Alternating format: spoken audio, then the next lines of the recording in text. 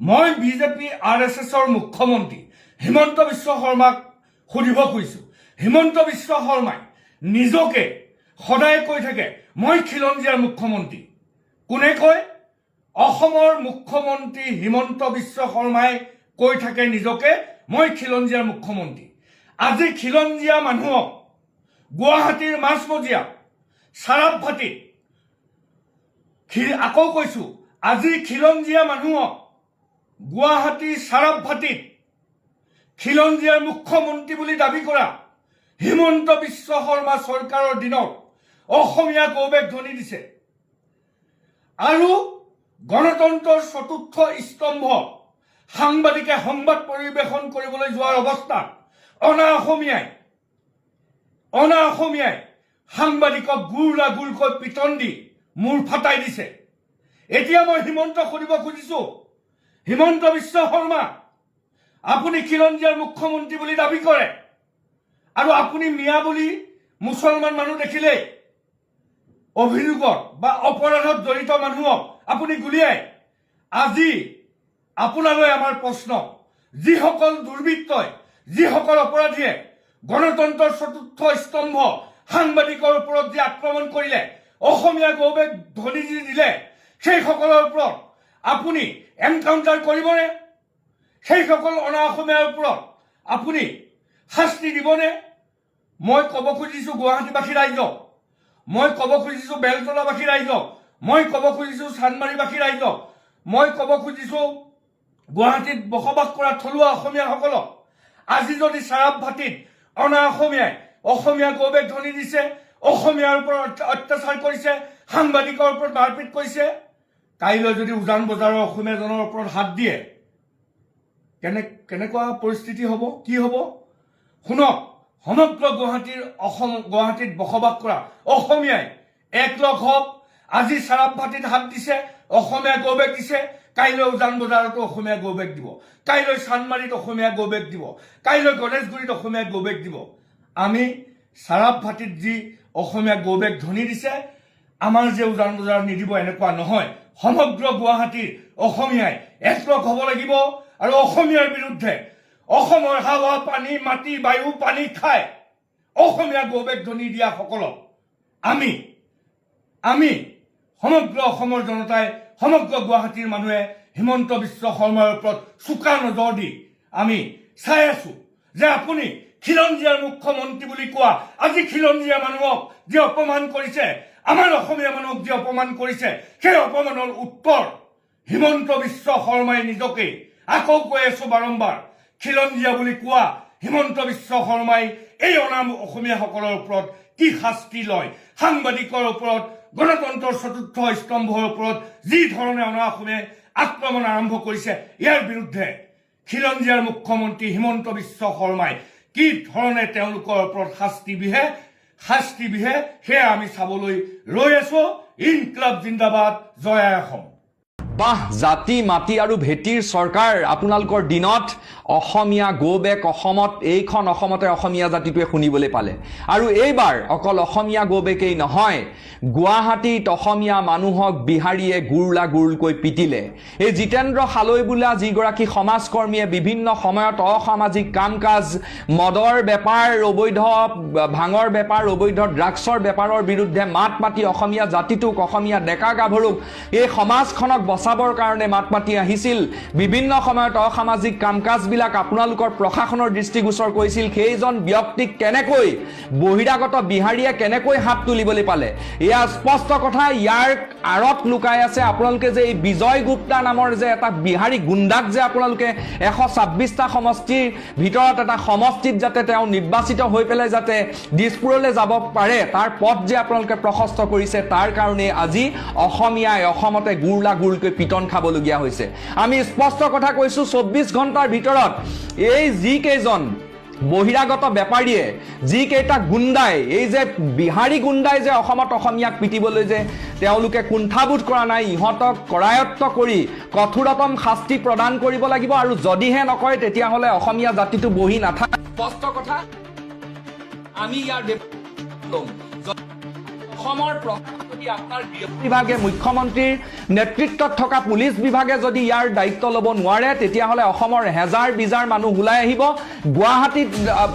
গুৱাহাটী আমি অৱৰ কৰিম গুৱাহাটী অচল কৰি দিম আৰু গুৱাহাটীত আমি আপোনালোকে যি গুণ্ডা সৃষ্টি কৰি পেলাই আপোনালোকে ভাবিছে যে বহিৰাগতক আপোনালোকে গুৱাহাটীত মানুহক ৰাজনৈতিকভাৱে বঞ্চিত কৰা নহয় আপোনালোকে গুৱাহাটীত অসমীয়া মানুহক এনেকৈ লঞ্চিত বঞ্চিত কৰিব এই কথা কোনো কাৰণত অসমীয়া জাতিয়ে মানি নলয় আৰু কেতিয়াও মানি জাতি মাটি ভেটি যোগান দিয়া চৰকাৰখন 24 ঘণ্টাৰ ভিতৰত প্ৰত্যুত্তৰ দিব লাগিব আৰু অন্যথা ইয়াৰ বিৰুদ্ধে অসমত কিন্তু হেজাৰ বিজাৰ অসমীয়া মানুহ ওলাই আহিব কাৰবাৰ যদি সঁচাকৈয়ে অসমীয়াৰ তেজ এটুপাও আছে হিমন্ত বিশ্ব শৰ্মাৰ গাত যদি এটুপাও যদি কিবা কাৰণত অসমীয়া তেজ আছে তেতিয়াহ'লে সেই তেজৰ পৰিচয় আপোনালোকে দিয়ক লাজ লগা নাই আপোনালোকৰ এইখন অসমত অসমীয়া মানুহৰ বিৰুদ্ধে অসমীয়া গো বেক দিয়ে এইখন অসমত সিদিনাখন আপোনাৰ খেৰণিত দিছিলে তাৰ পাছত আজি গুৱাহাটী অসমীয়া গো বেক দিলে আৰু অকল গো বেক দিয়ে গুৱাহাটীত তেওঁলোকে জিতেন্দ্ৰ খালৈ নামৰ এই সমাজকৰ্মীজনক তেওঁলোকে মাৰপিট কৰিলে আৰু ইয়াৰ পাছতো আপোনালোকে ভাবে যে অসমীয়া জাতিটো বাচি বহি থাকিব হাত সাৱটি আৰু আপোনালোকে কি কৰিছে আপোনালোকে যিদিনাখন আপোনালোকে শপত গ্ৰহণ কৰিছে তাৰ পাছদিনাখনে আপোনালোকে আমাৰ ভূমিপুত্ৰসকলক আমাৰ তিৱা জনগোষ্ঠীক আপোনালোকে এই জাগিৰোডৰ খিন্দিখৰৰ পৰা আপোনালোকে সন্ধি পাতিছে আপোনালোকে যাতে তেওঁলোকক তাৰ পৰা উচ্ছেদ কৰিব পাৰে আৰু তাৰ বিপৰীতে আপোনালোকে কি এই বহিৰাগত বেপাৰীহঁতক এই গুণ্ডাবিলাক আশ্ৰয় দিছে গুৱাহাটীত এই কথা কোনো কাৰণত নহ'ব আমি ঘৰে ঘৰে সোমাম আমি ফ্লেটে সোমাম হাতত আমি হেংদাং লৈ গুৱাহাটীত আমি ফ্লেটে সোমাম ক'ত তেনেকুৱা কোন বহিৰাগতৰ শক্তি আছে কোন বহিৰাগতই অসমীয়া জাতিটোৰ ওপৰত মাত মাতিবৰ কাৰণে হাত তুলিবৰ কাৰণে অসমীয়া গৌৰৱ ক'বৰ কাৰণে স্পৰ্ধা কৰে সেই বিহাৰীক কিন্তু আমি বিচাৰি উলিয়াম স্পষ্ট কথা মোক জেললৈ পঠিয়াওক আমাক হাজাৰজন অসমীয়া মানুহ আমি সাজু হৈ আছো আমাক জেললৈ পঠিয়াওক আমাক যি কৰে আপোনালোকে কৰিব কিন্তু স্পষ্ট কথা আমিও আমাৰ কৰিবলগীয়াখিনি কৰিম গতিকে মুখ্যমন্ত্ৰী মহোদয়ক আমি অনুৰোধ কৰিছো যে আমাক অসাংবিধানিকভাৱে কাম কৰিবৰ কাৰণে আপোনালোকে বাধ্য নকৰিব আমি গণতন্ত্ৰৰ গণ্ডিত থাকি পেলাই সেইকাৰণে কৈছো যে 24 ঘণ্টা সময় দিছো 24 ঘণ্টা সময়ৰ ভিতৰত এই আঁঠু কাহি গুৱাহাটীত কাণত ধৰি আঁঠু কাহি ইহঁতে আমাক ক্ষমা খুজিব লাগিব কাণত ধৰি আঁঠু কাহি খোজ কাহি এই জিতেন্দ্ৰ খালৈ সকলোৰে হেজাৰ হেজাৰ অসমীয়া যুৱকৰ সন্মুখত এই যিকেইটা গুণ্ডাই যিকেইটা বহিৰাগতই তেওঁৰ গাত হাত তুলিছে সিহঁতে কিন্তু ক্ষমা খুজিব লাগিব এয়া স্পষ্ট কথা সকলোৱে মিলি এটা ডাঙৰকৈ হাত চাপৰি দিয়ক অসমত অসমীয়াই মাৰ খাইছে কিমান গৌৰৱৰ কথা সকলোৱে আজি ভোজ ভাত খাওক অসমত অসমীয়াই মাৰ খাইছে বিহাৰীৰ হাতৰ পৰা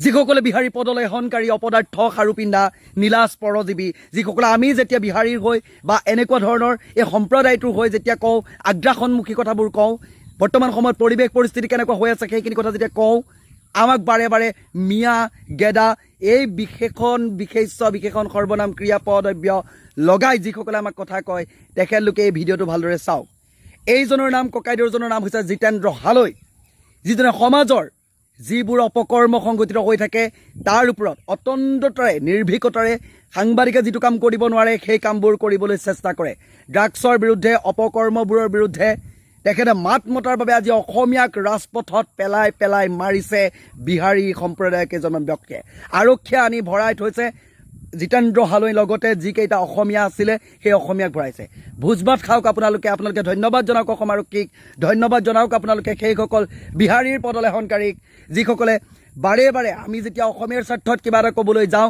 তেতিয়া বাৰে বাৰে আমাক মিয়া গেদা বনায় সেইসকল আজি পৰজীৱী ক'ত আছে হাতত খাৰু পিন্ধাসকল আজি ক'ত আছে তেখেতলোকে ভিডিঅ'টো দৃষ্টিগোচৰ কৰা নাই নেকি কোনোবা ঘৈণীক কাবালৈ গ'ল এই বস্তুবোৰ দেখোন তেখেতলোকে ভালদৰে শ্বেয়াৰ কৰিব পাৰে এই বৰ্তমান সময়ত জিতেন্দ্ৰ হালৈত যে ৰাজপথৰ মাজত এই বাহিৰৰ এই পদলেহনকাৰীসকলে ইয়াতে আহি থিতাপি লৈ আমাৰ এই বায়ু পানী মাটিত থাকি আমাৰ এই অসমীয়াক মাৰিব ৰাজপথত বগৰাই লাজ লগা নাই নীলাজ ধিক্কাৰ দিছোঁ এই মানসিকতাক আপোনালোকে যে জীয়াই আছে অসমীয়া হিচাপে কেইটামান টকাৰ স্বাৰ্থত কেইটামান নিজৰ মুনাফা আদায়ৰ স্বাৰ্থত আপোনালোকে বিহাৰীৰ পদলেহনকাৰী চেণ্ডেল চেলেকিবলৈ লাজ নকৰা কিছুমানক ক'ব বিচাৰিছোঁ আজি এই দশা সেইসকল পৰজীৱী খাৰু পিন্ধাৰ বাবে হৈছে আজি এই ভিডিঅ'টোও চাগে প্ৰস্তুত কৰাৰ পাছতে মোক আকৌ বেলেগ ধৰণৰ বিশেষণেৰে সামাজিক মাধ্যমত ট্ৰল কৰিব যে বিহাৰী মানুহ নহয় নেকি তেনেকৈও কথা কোৱা মানুহ আছে অসমীয়া গৌবেগ দিয়া মানুহো আছিলে বৰ্তমান পৰিৱেশ পৰিস্থিতি কি আপোনালোকে দেখিছে এয়া মাত্ৰ আৰম্ভণিয়ে চাই থাকক আগে আগে হোতা হে কিয়া এইটো ট্ৰেইলাৰ হয় চিনেমা এতিয়াও বহুত বাকী আছে অসমত থাকি মাৰ খাবলগীয়া হোৱাটো অতিকে দুৰ্ভাগ্যজনক কথা এই জিতেন্দ্ৰ হালৈ নামৰ ব্যক্তিজনে বহুখিনি ক্ষেত্ৰত সমাজৰ হৈ যি কাম বৰ্তমান সাংবাদিকে কৰিব লাগে সেই কাম বৰ্তমান সময়ত তেখেতে ওলাই আহিছে সমাজৰ এই অনিয়মবোৰ অপকৰ্মবোৰ চাব পৰা নাই তাৰ পৰিপ্ৰেক্ষিতত ওলাই আহি এইদৰে মুক্ত কণ্ঠেৰে নিৰ্ভীকতাৰে যেতিয়া ভিডিঅ' এটা প্ৰস্তুত কৰাৰ বাবে ৰাইজক দৃষ্টিগোচৰ কৰাৰ বাবে এই অপৰাধ নিৰ্মূলৰ বাবে ব্যৱস্থা গ্ৰহণৰ বাবে পদক্ষেপ লোৱাৰ বাবে এই কামবোৰ কৰাৰ ক্ষেত্ৰত তেখেতক যেতিয়া এনেধৰণৰ ব্যৱহাৰ ৰাজপথত বগৰাই অসমীয়াৰ আগত অসমীয়াক মাৰিছে অসমত মাৰিছে অসমৰ মাটিত মাৰিছে এই কথাবোৰ যেতিয়া আমি ক'বলৈ যাম তেতিয়া আমি এই যেতিয়া বীৰ লাচিত সেনাৰ শৃংখল চলিহাৰ যি দল বীৰ লাচিত সেনাৰ যি আছিলে আমাৰ বিকাশ অসম তেখেতলোকে যেতিয়া মঞ্চত আছিলে এই কামবোৰ কিন্তু বহুখিনি ক্ষেত্ৰত ভয় খাইছিলে দৌৰাই পিটিছিলে অসমত অসমীয়াৰ দপদপনি চলিব বুলি বাৰে বাৰে হুংকাৰ প্ৰদান কৰিছিলে কিন্তু তেখেতলোকক আপোনালোকে কি বনালে কেৱল মাত্ৰ চান্দা পাৰ্টি বনাবলৈ চেষ্টা কৰিলে এতিয়া যে ৰাজপথত যে অসমীয়া যে মাৰ খাইছে সেই পৰজীৱীকেইটা কেলৈ ওলাই অহা নাই আপোনালোকে এটা ৰিকুৱেষ্ট কিয় কৰা নাই অৱস্থা কিয় এইদৰে গৈছে মই আকৌ কৈছোঁ এয়া আৰম্ভণি হয় আপোনালোকে চাই থাকক খুব কম দিনৰ ভিতৰত কি পৰিৱেশ পৰিস্থিতি হ'বলৈ গৈ আছে ধন্যবাদ জনাইছোঁ চেণ্ট্ৰেল গুৱাহাটী সমষ্টিৰ বিধায়ক বিজয় কুমাৰ গুপ্তা ডাঙৰীয়া আপোনাৰ এই বংশ বৃদ্ধি বিস্তাৰৰ বাবে আপোনাক যি সুবিধা প্ৰদান কৰিছে পবিত্ৰ বিধানসভাৰ মজিয়াত বহিবলৈ যি সুবিধা প্ৰদান কৰিলে ইয়াৰ পৰা আৰু আপোনালোকে বংশ বৃদ্ধি কৰক যাতে আকৌ এইদৰে অসমীয়াৰ ওপৰত অত্যাচাৰ অসমীয়া যাতে সংখ্যালঘুত পৰিণত হওক তেনেকুৱা ধৰণৰ ব্যৱস্থাবোৰ আপোনালোকে কৰিব বুলি আপোনালোকৰ পৰা আমি আশা কৰিছোঁ অসমত আজি অসমীয়াৰ ৰাজপথৰ মাজত মাৰ খাইছে হিমন্ত বিশ্ব শৰ্মা ডাঙৰীয়া পীযুষ হাজৰিকা ডাঙৰীয়া জয়ন্ত মল্ল ডাঙৰীয়া পল্লৱ লোচন দাস ডাঙৰীয়া পবিত্ৰ মাৰ্ঘেৰিটা ডাঙৰীয়া আপোনালোকৰ পৰা উত্তৰ বিচাৰিছোঁ এই বিষয়টোৰ ওপৰত কি ক'ব জেলত ভৰাই থোৱা জিতেন্দ্ৰ হালৈ মানে থানাত ভৰাই থোৱা জিতেন্দ্ৰ হালৈ আৰু অসমীয়াক যিকেইজন তেজাল যুৱকক এইদৰে ভৰাই থৈছে তেখেতলোকক শীঘ্ৰেই মুকলি কৰি দিবলৈ আহ্বান জনাইছোঁ আৰু এইসকলৰ ওপৰত কঠোৰতকৈ কঠোৰ ব্যৱস্থা ল'বলৈ দাবী জনাইছোঁ ধন্যবাদ চেণ্ট্ৰেল গুৱাহাটীৰ সন্মানীয় অসমীয়া ৰাইজ আপোনালোকে বিধানসভাৰ মজিয়াত বিজয় কুমাৰ গুপ্তাক নিৰ্বাচন কৰি অধিষ্ঠিত কৰাৰ বাবে এজন খাতি অসমীয়াক নিৰ্বাচন কৰাৰ বাবে মিয়া কৈ থকা সেই মিয়াক লৈ এলাৰ্জি থকা ব্যক্তিসকলে এই ভিডিঅ'টো চাওক আজি অসমীয়াক কোনে মাৰিছে বিহাৰীয়ে মাৰিছে নে মিয়াই মাৰিছে ভালদৰে চকু দুটা মেলি চাওক জয় অসম জয় জুবিন ভাৰত মাতাৰ জয় এষাৰ কথা আছে নহয় মাটি বিক্ৰী কৰি পোৱা টকা মানে পইচা জোতা চেলেকি পোৱা ক্ষমতা আৰু ডাই কৰা চুলিৰ ৰং এটাও বেছি দিন নাথাকে মানে চিৰযুগমীয়া নহয় ইয়াৰ অৰ্থ এটাই থাকিল মানে দেশৰ যিটো অৰ্থনৈতিক আজি অৱস্থা আৰু দেশত যিটো কথা জিকাৰ কথা কৈ এই গভৰ্ণমেণ্ট আহিছিলে হিন্দুত্ববাদী গভৰ্ণমেণ্ট বুলি তেওঁলোকে নিজকে কয় আৰু কিন্তু তেওঁলোকে এই গভৰ্ণমেণ্ট অহাৰ নামত তেওঁলোকৰ এষাৰ ভাষা আছিলে বিকশিত ভাৰত বিকশিত সমাজ আৰু লগতে মেহেংগাই হাটাও দেশ বচাও এই মেহেংগাই হাটাও দেশ বচাৰ অৰ্থত এই যিটো মোদী চৰকাৰ বুলি কওঁ ভাৰততে হওক অসমতে হওক গভৰ্ণমেণ্ট হিন্দুত্ববাদী বুলি কোৱা গভৰ্ণমেণ্ট এই মানুহজনে প্ৰথম আজি RBI টোটেল 83 টন সোণ বিক্ৰী কৰিব লগা হৈছে য'ত নেকি তেওঁলোকে এই সোণ আজি প্ৰথম এনেকুৱা RBI বিক্ৰী কৰিব লগাৰ অৱস্থাত আহিছে এইখন গভৰ্ণমেণ্ট যি গভৰ্ণমেণ্টে কৈছিলে কি মেহেংগাই হাটাও গতিকে তেওঁলোকে লাষ্টত বিক্ৰী কৰি পেলাই ইয়াৰ অৰ্থ এটাই বুজাব বিচাৰিছে আমাক যে টোটেল এইটো 79 ইয়াৰ্ছ বছৰ পিছত আৰু যিখিনিত নেকি 13 বছৰৰ যে 1991ত আজি কংগ্ৰেছে গভৰ্ণমেণ্ট থাকোঁতে তেওঁলোকে এইটো বন্ধকত ৰাখিছিল RBIত বন্ধকত ৰখাৰ পিছত তেওঁলোকে আজি তাৰপিছত সেই সোণখিনি আজি তেওঁলোকে মুক্ত কৰিছিলে 1994ত কিন্তু আজি 1013 লাখ কোটি টকাৰ ওপৰতো সোণ আজি এই বিক্ৰী কৰিলে কোনে মোদী চৰকাৰে এইটো ইতিহাসত আজি তোমাৰ টোটেল কিমান বছৰ পিছত হ'ল 79 বিকশিত ভাৰত তো ইয়াৰ অৰ্থ এটাই সগোপনে এই যিটো আজি মানে আমাৰ গভৰ্ণমেণ্ট আছিলে সগোপনে প্ৰতিটো বস্তুৰ দাম বঢ়োৱাৰ পিছত তেওঁলোকে APDCL মানে লাইট ইলেক্ট্ৰিচিটি বিলো বঢ়াই দিলে প্ৰতিটো মাহত বেলেগ বেলেগ ইউনিটত বেলেগ বেলেগ দাম আহিব জিকাৰ কথা মানে 15 পৰা 28 পইচা কিন্তু এইটো বাঢ়ি বাঢ়ি যাব ডিফাৰেঞ্চিয়েছ আহিব আহাৰ অৰ্থ এটাই থাকিব মানে আমাৰ অসম আৰু অসমক মাধমাৰ দিয়া আজি অসমৰ মই কথা এই কাৰণে কৈছোঁ কাৰণ এইখন চৰকাৰে কি কথা মানে আমাক মানে প্ৰলোভন দি পেলাই মানে চকুটো মানে মানে যিটো জেগাত লৈ যাব বিচাৰে বা চুৱাব বিচাৰে, ইয়াৰ অৰ্থ এটাই, তেওঁলোকে আমাৰ চকুটো লাহেকৈ লৈ গৈ পেলাই মানে চকু চুব বিচাৰে, আমাক মানে প্ৰলোভন কৰি বেলেগ ৰাস্তা দেখাব বিচাৰে হিন্দু আৰু মুছলিমৰ নামত। কিন্তু হিন্দু মুছলিমৰ নামত অসমৰ সিদিনা যিটো ঘটনা হ'ল, মানে মাধৰ্য বৰ্মন যাওক যিটো মাৰ্ডাৰ কৰিলে, লগতে ছোৱালীজনীকো মাৰিলে, সেই যিজন ল'ৰা মুছলিম ল'ৰা চামৰোজ আলী আহমেদ, যি নহওক তেওঁলোকে এটা কথা কৈ পেলাই মুছলিম হিন্দুৰ কথা ক'লে, কিন্তু সত্যতাটো প্ৰকাশ থাকিলে। আৰু দ্বিতীয় কথা, মই এষাৰে কথা কৈছোঁ, কুকৰ্ম আৰু চৰিত্ৰ এইটোৱে মানৱতা হানি কৰে। আৰু মানৱতা হানি কৰাৰ অৰ্থত হিন্দু মুছলিম কোৱাৰ মাজত এনেকুৱা বহুত হিন্দু মানুহ আছে যোনে কুকৰ্মবোৰ কৰি আছে। মানুহ ৰূপত জন্তু বুলি কম, মানে জানোৱাৰ, দানৱ, মানুহৰূপী দানৱ। তেওঁৰ মাতৃৰ সৈতে অপকৰ্ম কৰা ল'ৰাজনৰ নাম কি আছিল জানেনে? শংকৰ জ্যোতি। লজ্জাজনক, মাতৃৰ সৈতে মানে অপকৰ্ম কৰিছিলে। আৰু এজন মানুহ যোনে কুকুৰৰ সৈতে অপকৰ্ম কৰিছিলে, তেওঁৰ নাম কি জানেনে? নাৰায়ণ দাস। তেওঁ কুকুৰৰ সৈতে অপকৰ্ম কৰিছিলে। 12 বছৰীয়া ছোৱালীৰ সৈতে অপকৰ্ম কৰা 4জন, লগতে 2জন। মানুহৰ মাজত 2জনৰ নাম আছিলে, এজনৰ নাম আছিলে ধৰ্মকান্ত আৰু এজনৰ নাথুৰাম। গোচ নহয়, নাথুৰাম দোলে। গতিকে এই কথাষাৰ বুজি পাব লাগে। আৰু ধৰ্মৰ নামত, সনাতনী ধৰ্মৰ শ্ৰেষ্ঠ সভ্যতাত শাহুমাক মানে নিজৰ মাতৃ বুলি কোৱা, সেই শাহুমাকৰ লগত আজি কুকৰ্ম কৰি থকাতে নিজৰ ছোৱালীয়ে মানে চকুত পৰিছে। সেনেকুৱা ঘটনাবোৰ যিবোৰ ঘটনাত ঘটিছে, সেইবোৰ চব হিন্দু মানুহৰ মাজত হৈছে। গতিকে শংকৰ জ্যোতিৰ পৰা নামবোৰ মই যিখিনি ক'লোঁ, আৰু যুৱতীৰ সৈতে কুকৰ্ম কৰা, গ্ৰেপ্তাৰ হৈছেও, তেওঁ ধৰ্মগুৰু বুলি কয়।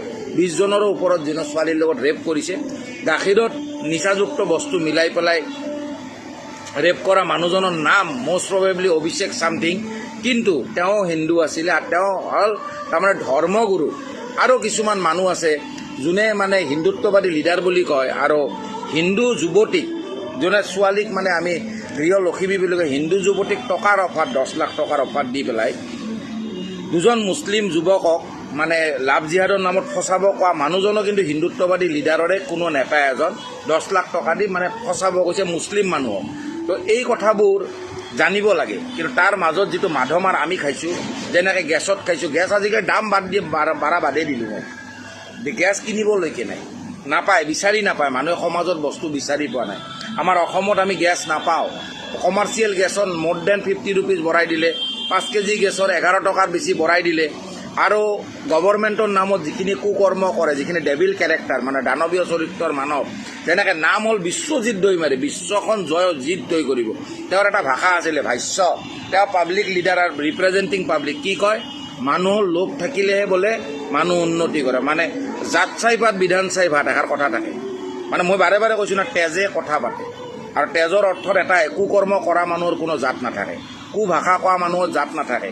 জাত তাৰে থাকে, এনেকুৱা মানুহবোৰে সদায় মানৱ ধৰ্মক ক্ষতি কৰে।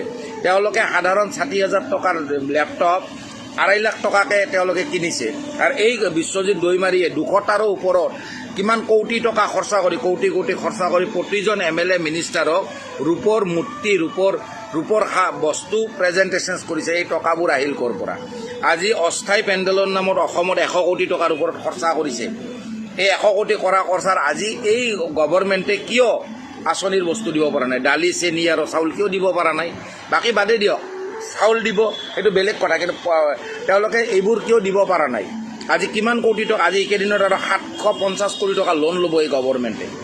আৰু এই যে বিশ্বগুৰু বুলি ক'লোঁ, তাৰ মাজত আৰু হিন্দুত্ব আৰু মুছলিম কোৱাৰ মাজত 3টা যুৱতী, যাৰ মাতৃয়ে 70 বছৰত আজি অনাথ আশ্ৰমত থাকিব লগা হৈছিল, অনাথ আশ্ৰমত 5,000 টকা এটা দিব নোৱাৰে তেওঁলোকে, যাৰ ফলত পুলিচক গতিয়াই দিয়াৰ ফলত শুৱালকুছিত তেওঁলোকক লটাৰী কৰিব লগা হৈছে। কোনজনীয়ে মাকক এসপ্তাহকৈ ৰাখিব? সেই ছোৱালীকেইটাও কিন্তু হিন্দুৱে হয়। গতিকে ইয়াৰ অৰ্থত এষাৰ কথাই মই ক'ম আপোনালোকক, বৰ্তমান GDP বুলি কয়, বাৰে বাৰে GDPৰ অৰ্থ হয় মানে ল' ষ্টেণ্ডাৰ্ড, মানে GDP মানে গেছ, ডিজেল, পেট্ৰল। ইয়াৰ অৰ্থটো এটাই, মানে আমাৰ যে এষাৰ কথা আছিল, India became the 5th world country, 7th world country. কাৰণ ইয়াত য'ত নেকি জাতিগতৰ নামত কাজিয়া তৰ্ক হ'ব, য'ত নেকি জাতিগতৰ নামত বিভেদ হ'ব, জাতিকৰণ হ'ব, সেই দেশ কেতিয়াও চিৰযুগমীয়া হৈ নাথাকে। আৰু তাৰেই প্ৰমাণ আজি ভাৰতবৰ্ষ আজি মানে একদম নিম্ন খাপত আহি পৰিছে ভাৰতবৰ্ষ, লজ্জাজনক। কাৰণ এনেকুৱা জাগাত, যিবোৰ জাগাত এই গভৰ্ণমেণ্টৰ বৰ্তমানৰ যিখন বিশ্বগুৰু বুলি নিজকে 56 ইঞ্চি কা চিনা হে, লেকিন বাট চালা নাটনি সে কৰতা, নাক সে বাট কৰতা। নাকেদি কথা পতা মানুহ কেতিয়াও পুৰুষত্ব গুণ নাথাকে। আৰু তেওঁৰ প্ৰেছ মিট জিৰ'। পৃথিৱীৰ চবতকৈ শ্ৰেষ্ঠ প্ৰেছ মিট দিয়া মানুহজনে হ'ল চবতকৈ দুৰ্বল মুখ্যমন্ত্ৰী আছিলে, সেইটো হ'ল মনমোহন সিং, 144। জৱাহৰলাল নেহৰু তেওঁ দিছিল 95, ৰাজীৱ গান্ধী 62 প্ৰেছ মিট, লাল বাহাদুৰ শাস্ত্ৰী 56, আৰু অটল বিহাৰী বাজপেয়ী 55, তাৰপৰা ইন্দিৰা গান্ধী 42, আৰু লগতে আছিল নৰসিংহ ৰাও, তেওঁ দিছিল 40খন। আৰু লাষ্টত আমাৰ বিশ্বগুৰু যোনে সোণাও বিক্ৰী কৰিলে, লাষ্টত সোণবোৰো বিক্ৰী, মই কৈছিলোঁ নহয় কেইদিনমান আগত যে সোণ যে তেওঁলোকে ক্ৰয় কৰিব মানা কৰি আছে মানুহখিনি, তাৰমানে 2000 টকা নোটকেইটা যেনেকৈ লুপ্ত কৰি দিলে, লৈ পেলাই তেওঁলোকৰ পুঞ্জিত ৰাখি থৈ দিলে, ঠিক এনেদৰে এই সোণবোৰো তেওঁলোকে কিবা এটা কৰিব। আৰু তাৰে প্ৰথম আৰম্ভণি 53 টন সোণ বিক্ৰী কৰিছে। তো এতিয়া লজ্জাজনক। ইয়াৰ মাজত যিমানবোৰ আজি হিন্দুত্ববাদীৰ কথা কম আপোনালোকক, হিন্দু মুছলিমৰ নামত তেওঁলোকে এইটো আমাক মানে আমাৰ দৃষ্টি আকৰ্ষণটো অন্য পিনে লৈ যায়, মানে কাহি পে নিগাহে কাহি পে নিচানা। তো ইয়াৰ অৰ্থত মই এষাৰ কথাই ক'ম আজি অসমবাসীক, পেট্ৰলৰ আকাশলংঘী দাম, আৰু লগতে খাদ্য আমি বিচাৰি নোপোৱা হৈছোঁ। আৰু আমাৰ খাদ্য খাবৰ কাৰণে তেওঁলোকে যিখিনি দানৱীয় চৰিত্ৰৰ মানৱ, সেইখিনিক তেওঁলোকে ৰাজত্বভাৰ সঁপিছে। যেনেকৈ আজি বিশ্বজিৎ দৈমাৰীৰ ইমান এলিগেশ্যন লগাৰ পিছত তেওঁ জাগাটো পালে। অসম মীন উন্নয়ন নিগমৰ লিমিটেডৰ কেলেংকাৰীৰ কোনোবা এতিয়ালৈকে জাৰ্জ হৈছে নেকি, তদন্ত ঘোষণা কৰিল নেকি? অসম সচিবালয়ৰ দুৰ্নীতিৰ বিষয়ে তদন্ত কৰিলে নেকি? কথাখিনি লাগিব নহয়। গতিকে জানিব লাগিব নহয়। জাপানত আমাক থাকিব কিয় নিদিয়ে, জাপানত আমাক স্থান নিদিয়ে, জাপানৰ ঘৰত আমাক নামাতাৰ কাৰণ কি জানেনে? জেনেৰেল ডায়াৰ যেতিয়া অৰ্ডাৰ কৰিছিলে গুলী মাৰিবৰ কাৰণে জালিয়ানাবাগত, তেতিয়া আমাৰ পপুলেশ্যন 56 লাখৰ ওপৰত আছিল ভাৰতবৰ্ষত, আৰু 10,000 বা 15,000 আছিলে ইংৰাজ। কিন্তু সেই ইংৰাজে আজি শাসন আৰু শোষণ কৰিছিলে ভাৰতবৰ্ষক। কাৰণটো কি জানেনে? অৰ্ডাৰ্ড বাই জেনেৰেল ডায়াৰ যেতিয়া গুলী কৰিব গৈছিলে নহয় আমাৰ এই মানুহখিনিক জালিয়ানাবাগত, সেই ষ্ট্ৰিগাৰ যিটো বন্দুকত হাত থকা মানুহখিনিয়ে আছিলে চালা হিন্দুত্ববাদী। আৰু এই হিন্দু তাকে কয়, মানে খাই পাত ফলা স্বভাৱ। আমাৰ অসমত যেনেকৈ অসমীয়া কথা আমাৰ এষাৰ ভাষা আছে হেংদাং লোৱা নাই, ল'লে হেংদাং ৰক্ষা নাই, আপাৰ আছামৰ ধুনীয়া শ্লোগান অসমবাসীৰ। কিন্তু অসমৰ নামত অসমীয়া জাতীয়তাবাদী নাথাকা হ'ল। জাতীয়তাবাদৰ নামত জুবিন গাৰ্গৰ নামত অসম বিক্ৰী কৰিলে, জুবিনৰ নামত ব্যৱসায় কৰে মানুহে। এনেকুৱা মানুহ মানে ভাবে টকাই শ্ৰেষ্ঠ, টকা যদি শ্ৰেষ্ঠ হ'লহেঁতেন জুবিন গাৰ্গে বিশ্বত তেওঁ নিজকে চিৰযুগমীয়া কৰিলে, অসমক চিৰযুগমীয়া কৰিলে। আমাৰ বৰ্তমানৰ হেমন্ত বিশ্ব শৰ্মাৰ আপুনি টিউট কৰক, মাৰক গুগলত, মষ্ট কৰাপ্টেড PM and CM বুলি আহিব, CM অফ আছাম। আৰু জুবিন গাৰ্গক মাৰক, জুবিন গাৰ্গ আছাম বুলি আহিব, হামিং কিং বুলি আহিব গুগলছত। আৰু ৱৰ্ল্ড ফেমাছ সকলোতকৈ প্ৰথম স্থানত লোৱা, য'ত নেকি আপোনাৰ সকলোতকৈ মাইকেল জেকছনতকৈ প্ৰথম স্থানত আছে। কিয় আছে? কাৰণ তাৰ মানৱতাত স্থিৰ আছিল। মানৱ ধৰ্মই পৰম ধৰ্ম স্থান কৰিছিলে, কৰ্মচাই ধৰ্ম। সেইকাৰণে মই এষাৰ কথা কওঁ, তেজে কথা পাতে। এই যে হিন্দু মুছলিমৰ কথা বা ইমানবোৰ হিন্দুৱে ক'ৰবাত ধৰ্ষণ কৰিলে কি কৰিলে যে মই কথাখিনি ক'লোঁ আপোনাক, অৰ্থ এটাই, হিন্দু মুছলিমৰ কাজিয়াৰ মাজত আমাৰ অসমবাসীক ধ্বংস কৰিছে কোনে? এই পলিটিকেল কিছুমান ভ্ৰষ্ট পলিটিকেল নেতা, ভ্ৰষ্ট পলিটিকেল চৰিত্ৰ। কাৰণ এষাৰ কথা মনত ৰাখিব, দেশ থাকি যাব, দল সলনি হৈ থাকিব। গতিকে দল প্ৰেমতকৈ দেশ প্ৰেমত বহুত দৰকাৰ। কাৰণ যদি আমি দেশক প্ৰেম নকৰোঁ তেতিয়াহ'লে ইয়াৰ অৰ্থটো এটাই থাকিব, দেশ ধ্বংসমুখী, আমি ধ্বংসমুখী। নাও বুলিলেও টিঙৰ পৰা ননমা এইজন ধৰ্মৰ ঠিকাদাৰ হীৰেণ হিন্দুৰ কথাখিনি আপোনালোকে শুনকচোন, স্ক্ৰীণত কি কৈছে। ঠিক নবীক অপমান কৰে। তেখেত এটা আছিল মহাপুৰুষ, তেখেত এটা আছিল ধৰ্মগুৰু। তেখেতক অপমান কৰিব পৰা মোৰ শক্তি নাই দেশত। তেখেতক মই কি কাৰণে অপমান কৰিম, কি ভিত্তিত অপমান কৰিম? আজি যে মোৰ ওপৰত মুছলমান সমাজে লাগি গ'ল, অ'ত এজাহাৰ দিলে, তেওঁলোকে মই লিখা লিখনিটো নপঢ়িলে কিয়? পঢ়ি চাব লাগিছিল যে মই কি লিখিছোঁ লিখনিটোত, যে মই কেনেকৈ লিখিছিলোঁ, কি লিখিছিলোঁ, সেই ভিত্তিত মোৰ ওপৰত এজাহাৰটো দিব লাগিছিল। কিন্তু তেওঁলোকে নপঢ়িলে। শুনক হীৰেণ হিন্দু অসম, মুছলমান সমাজ ইমান বুৰ্বক বুলি আপুনি কিয় ভাবিছে? আপুনি বুৰ্বকৰ দৰে কথা ক'ব আৰু মুছলমান সমাজেও বুৰ্বকৰ দৰে মানি ল'ব? আপুনি সাম্প্ৰদায়িক কিমান কথা বতৰা কৈ থাকে, আপুনি নিজৰ টাইম লাইনত কিমান সাম্প্ৰদায়িক পোষ্ট কৰি থাকে আজি বহুত দিনৰ পৰা। মই ইয়াৰ আগতেও আপোনাৰ এই কথাৰ বিৰোধিতা কৰি ভিডিঅ' প্ৰস্তুত কৰিছিলোঁ। হীৰেণ হিন্দু অসম, আপুনি কেৱল মুছলমানক গালি গালাজ কৰি থাকে, মুছলমানক বেয়া বেয়াকৈ কথা কৈ থাকে পোষ্টবোৰত। আৰু আপুনি মুছলমানক বেয়াকৈ কৈ থাকে, ঠিকে আছে, তালৈ মানুহে একো বিশেষ এটা ইমান ৰিয়েকশ্যন কৰা নাছিলে। কিন্তু আপুনি ক'ত হাত দিছে জানেনে? আপুনি মুছলমান সমাজৰ কলিজাত হাত দিছে, আপুনি মুছলমান সমাজৰ বুকুত হাত দিছে, আপুনি মুছলমান সমাজৰ আত্মসন্মানত হাত দিছে, আত্মমৰ্যাদাত হাত দিছে, অস্তিত্বত হাত দিছে। গতিকে আপুনি যি ক'ব তাকে মুছলমান সমাজে মানি ল'ব, আপুনি কোৱা কথাবোৰ মানি ল'ব।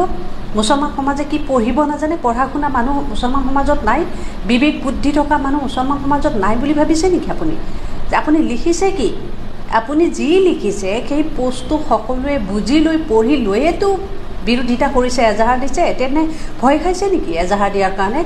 ইমানখিনি যদি কলিজাত দম নাছিল, ইমানখিনি যদি কলিজাত বুকুত সাহস নাছিল, তেন্তে আপুনি মুছলমান সমাজৰ কলিজাত হাত দিয়াৰ আগতে ভাবিব লাগিছিল। আৰু আপুনি কি দিছে? হজৰত মহম্মদ নবী লিখা নাই। নবী লিখিলেহে হজৰত মহম্মদক বুজায় নেকি? আপুনি এটা কথা হয়তো নাজানে, আমাৰ নৰ্মেল মানুহে হজৰত বুলি নাম থাকিব পাৰে বা মহম্মদ বুলি নাম থাকিব পাৰে, কিন্তু আজিৰ তাৰিখলৈ হজৰত মহম্মদ বুলি কোনো নৰ্মেল মানুহৰ নাম নাই। আপুনি জানেনে নাজানে? গতিকে হজৰত মহম্মদ বুলি আপুনি কোনোবা সাধাৰণ মানুহৰ লগত আপুনি তুলনা কৰি পোষ্ট কৰা বুলি ক'ব আৰু আমি মানি ল'ম। আৰু আপুনি নিজেই লিখিছে মাইক বেপাৰী ভগৱান বুলি। মাইক বেপাৰী ভগৱান মানে কি? মাইকত আজান দিয়াক লৈ আপুনি হজৰত মহম্মদে মাইকত আজান দিব লাগে বুলি লিখি থৈ গৈছে, সেইটো আপুনি বুজাব বিচাৰিছে নেকি? আৰু মাইক বেপাৰী ভগৱান বুলি তলত আপুনি নিজেই উল্লেখ কৰিছে। গতিকে হজৰত মহম্মদ আপুনি নবীজীক কোৱা নাই যদি কাক কৈছে? হজৰত মহম্মদ মুছলমানসকলৰ কি আছিল আপুনি হয়তো আজিৰ তাৰিখলৈ জনা নাছিল। হজৰত মহম্মদৰ নাম লোৱাৰ আগত কিমান সসন্মানে প্ৰত্যেক জাতি জনগোষ্ঠীৰ মানুহে নাম লয়। আপুনি শিখা শৰ্মাৰ ভিডিঅ' আজি চাইছে নাই? শিখা শৰ্মাই কি কৈছে? যে হজৰত মহম্মদ এই মহাপুৰুষজনক কোনেও অসন্মান কৰা নাই আৰু কৰিব নোৱাৰে। এই মহাপুৰুষজনক নামটো লওঁতে সকলোৱে সসন্মানে নাম লয়। গতিকে আপুনি কি সাহসত আপুনি মাইক বেপাৰী ভগৱান বুলি উল্লেখ কৰিলেহে? আৰু আপুনি যিবোৰ পোষ্ট কৰি থাকে সেই এটা কথা মনত ৰাখিব, ক্ৰিয়া থাকিলে প্ৰতিক্ৰিয়া থাকিবই। গতিকে সেই প্ৰতিক্ৰিয়া দিবলৈ গৈ আপোনালোকৰ দেৱ দেৱতাসকলকো যে আমাৰ আচলতে মই সমৰ্থন কৰা নাই, এইবোৰ আচলতে নৰপিশাচ বুলি ক'ম, নৰপিশাচ বুলি ক'ম। আমাৰ মুছলমান সমাজতো কিছুমান নৰপিশাচ দানৱ আছে, যিসকলে আপোনাৰ পৰা বেয়া কৰ্মৰ একে লেখীয়াকৈ সেই পথেৰে গৈ আপোনালোকৰ হিন্দু সমাজৰ দেৱ দেৱীক তেওঁলোকে অসন্মান কৰা দেখা গৈছে। আচলতে তেওঁলোকৰ নৰপিশাচ দানৱ হয়, আৰু এই দানৱসকলক আপোনাৰ দৰে দানৱেই পথ দেখুৱালে, ৰাস্তা দেখুৱালে। খুব লজ্জাবোধ কৰিছোঁ আমি। আচলতে আপোনালোকে এই সমাজখনক কৰিব বিচাৰিছে কি? তথাপিতো আপুনি হাৰ মানা নাই, তথাপিতো আপুনি হজৰত মহম্মদ ভগৱান মহাপুৰুষজনক আপুনি অপমান কৰা বুলি আপুনি সত্য স্বীকাৰ কৰা নাই, তথাপি আপুনি মুছলমান সমাজৰ ওচৰত ক্ষমা বিচৰা নাই। ইমান আপুনি উদণ্ড দানৱ নে? আপোনাৰ এতিয়াও অনুশোচনা হোৱা নাই?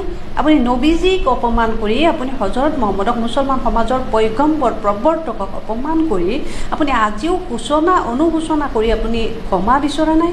কিমান আপোনাৰ ভিতৰখন দানৱ হ'ব লাগিব। আৰু কি কৈছে শুনকচোন আপোনালোকে। মই এইটো স্পষ্টীকৰণটো মই কেতিয়াবাই দিলোঁ হয়, কিন্তু কি হ'ল, মোৰ যোৱা দুদিন পূৰ্বে মই হাতৰ পৰা মোবাইলটো পৰি এখন মোৰ ডিছপ্লেখন ভাঙি গ'ল। আপোনাৰ মোবাইল ভঙাই নহয়, আপুনি যি পাপ কৰিছে নহয়, এই পাপৰ অনুশোচনা আপুনি সময় থাকোঁতেই কৰক। মহাপুৰুষসকল সেই মহাপুৰুষ লাগিলে হিন্দু হওক, খ্ৰীষ্টান হওক বা মুছলমান ধৰ্মৰে নহওক কিয়, যি ধৰ্মৰে নহওক, আপুনি যদি ভগৱানৰ গাত হাত দি আপুনি ভগৱানক অপমান কৰিব বিচাৰে, এই অপমান কিন্তু অথলে নাযায়, মনত ৰাখিব। ইয়াৰ প্ৰমাণ আপোনাৰ এই নিজ মুখেই কোৱা মোবাইলটো ভঙাই কাহিনীটোৱে। আপোনাৰ মোবাইল ভঙাই নহয়, যদি আপুনি সময় থাকোঁতে অনুশোচনা নহয়, আপুনি যদি উপলব্ধি নকৰে, ক্ষমা নিবিচাৰে, আপুনি কিন্তু আজি মোবাইল ভাঙিছে নহয়, কাইলৈ আপোনাৰ আৰু কি ভাঙে, আপুনি যে গোটেই মানুহটোৱে ধ্বংস হৈ যাব, এয়াই প্ৰমাণ। এই বাক্যটো কোৱাৰ দুদিন পিছতে আপোনাৰ মোবাইলৰ ডিছপ্লে ভাঙিলে। এয়া এটা জাষ্ট উদাহৰণহে, এয়া আপোনাক দেখুৱাই দিছে।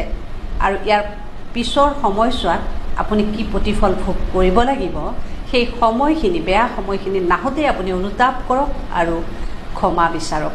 আপুনি আমাক ক্ষমা বিচাৰিব নালাগে, আপুনি হজৰত মহম্মদ নবীজীৰ ওচৰত আপুনি ক্ষমা বিচাৰক। আপুনি নবীজীক অন্তকৰণে ধ্যান কৰি ক্ষমা বিচাৰক, নহ'লে কিন্তু ইয়াৰ পৰিণতি আপুনি অতি সোনকালে ভুগিব লাগিব, আৰু অসমৰ ৰাইজে কিন্তু নিজ চকুৰে দেখিব। হয় চাওক, আপোনালোক নিশ্চয় সকলোৱে অৱগত যে হীৰেণ হিন্দু অসম, ৰূপা কলিতা, ৰাতুল কলিতা আদি নামধাৰী একাংশ ব্যক্তিয়ে ফেচবুক একাউণ্টৰ জৰিয়তে আজি কিছুদিন ধৰি ইছলাম ধৰ্মৰ ধৰ্মীয় গুৰু হজৰত মহম্মদ ছাল্লাল্লাহু আলাইহি ছাল্লামক যি অতি স্পৰ্শকাতৰভাৱে যি অপমান কৰিছে, এই ঘটনাক লৈ ইতিমধ্যে সমগ্ৰ অসমতে প্ৰতিক্ৰিয়াৰ সৃষ্টি হৈছে। আমি ABMCয়ে উক্ত ব্যক্তিসকলৰ বিৰুদ্ধে তামোলপুৰ আৰক্ষী থানাত ইতিমধ্যে গোচৰ ৰুজু কৰিছোঁ বা এজাহাৰ দাখিল কৰিছোঁ আৰু অসমৰ বিভিন্ন থানাত বিভিন্ন দল সংগঠন বিভিন্ন ব্যক্তি বিশেষে ইতিমধ্যে এজাহাৰ দাখিল কৰিছে। Promoting enmity between different groups on ground of religion, BNS ভাৰতীয় ন্যায় সংহিতাৰ ছেকশ্যন 196 আৰু BNSৰ ছেকশ্যন 197, অৰ্থাৎ এয়া সম্পূৰ্ণভাৱে এটা থ্ৰেট টু নেশ্যনেল ইণ্টিগ্ৰেশ্যন, ভাৰতৰ অখণ্ডতাৰ প্ৰতি ভাবুকি। তো আমি অসম চৰকাৰক দাবী জনাইছোঁ, ভাৰতীয় ন্যায় সংহিতা 196 আৰু 197 ধাৰাত অসম আৰক্ষীয়ে যিহেতু গোটেই বিভিন্ন থানাত এই ঘটনাটোক লৈ এজাহাৰ দাখিল হৈছে, তো গোটেই থানা পৰ্যায়ত এই ঘটনাখিনি নিশ্চয় এটা পৰ্যায়ত তদন্ত কৰিব লাগিব। সেয়েহে CID চাইবাৰ ডিপাৰ্টমেণ্টত এই ঘটনাৰ বিৰুদ্ধে এক গোচৰ ৰুজু কৰি উক্ত ঘটনাত জড়িত থকা সেই হীৰেণ হিন্দু অসমকে আদি কৰি যিসমূহ ব্যক্তিয়ে সমাজত ঘৃণাৰ বাতাবৰণ সৃষ্টি কৰিব বিচাৰিছে, সেই সকলক গ্ৰেপ্তাৰ কৰিবলৈ আমি ABMC দাবী জনাইছোঁ। অন্যথা ABMCয়ে এই ধৰণৰ ধৰ্মীয় চিন্তা আৱেগত আঘাত হানিব পৰা বা দেশৰ আইন বিৰোধী, সংবিধান বিৰোধী, মুছলমানসকলৰ ধৰ্মীয় চিন্তা চেতনা আৱেগ বিৰোধী এনেকুৱা ধৰণৰ কামৰ বিৰুদ্ধে আমি ৰাজপথত গণতান্ত্ৰিকভাৱে প্ৰতিবাদ কৰিবলৈ বাধ্য হ'ম।